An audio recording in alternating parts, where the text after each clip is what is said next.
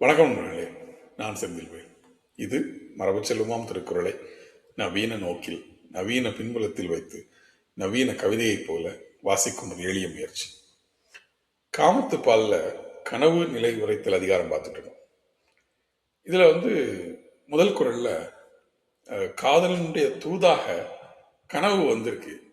அந்த கனவை என்னால உபசரிக்க முடியலையே அப்படின்னு சொல்லி தலைவி வருந்தக்கூடிய அந்த கனவினை நான் விருந்து உபசரிக்க முடியலையே சொல்லி ஒரு வருந்தக்கூடிய முதல் குறள் பார்த்தோம். அதுல இருந்து இப்போ அந்த வந்த கனவினை வந்த கனவு தொடர்ந்து நிலைக்க மாட்டேங்குது. அது ஒண்ணு தடுக்குது. அது என்ன சொல்றான்னு பார்க்கலாம். கயல் உன் கண் யான் இறப்ப துஞ்சிர். கயல் உன் கண் யான் இறப்ப துஞ்சிர். உயல் உண்மை சாற்றுவேன்மன் யான். கயல் உண்கண் தான் யான் இறப்ப துஞ்சிர் கலந்தார்க்கு உயல் உண்மை சாற்றுவேன்மன் யான். கயல் உண்கண் யான் இறப்ப துஞ்சிர். இப்ப கனவு வந்திருக்கு. ஆனா அந்த கனவில் இவள் போய் அந்த கனவிடம் பேச முடியல. ஏன் அப்படின்னா, கனவு வந்தது தெரிந்தால் அவள் விழித்துக் கொள்கிறாள். அவளுடைய கண்கள் தூங்க மறுக்கின்றன. யான் இறப்ப துஞ்சு. நான் இந்த கண்களிடம் கெஞ்சுகிறேன். கயல் உன் கண். இந்த கயல் போன்ற மை எழுதிய இந்த கண்கள், என்னுடைய கண்கள் நான் எவ்வளவு கெஞ்சி கேட்டாலும் தூங்க மறுக்கின்றன. யான் இறப்ப துஞ்சு. நான் இறந்து கேட்கிறேன் அவளிடம், கொஞ்சமாவது தூங்குங்க அப்படின்னு சொல்லி. ஆனால் இந்த கண்கள் தூங்க மறுக்கின்றன.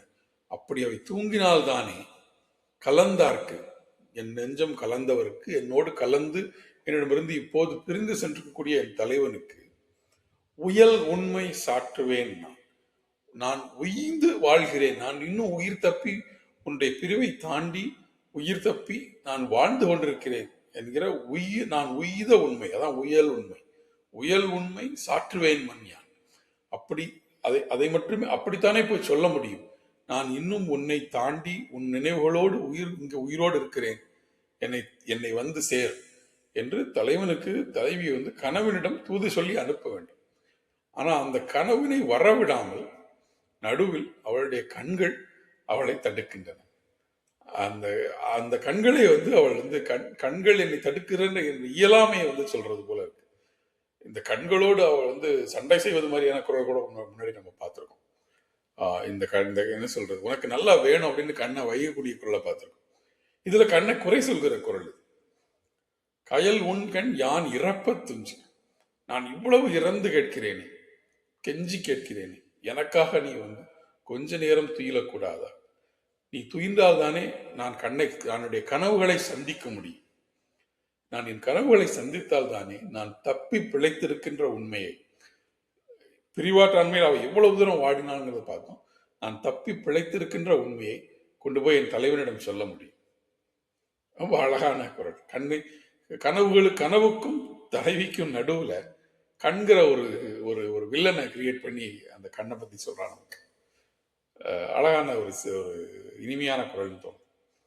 கயல் உன் கண் யான் இறப்ப துஞ்சிர் கலந்தார்க்கு உயல் உண்மை சாற்றுவேன் மண் யான். சிந்திக்கலாம் நண்பர்களே, மீண்டும் நாளை சிந்திக்கலாம். நன்றி.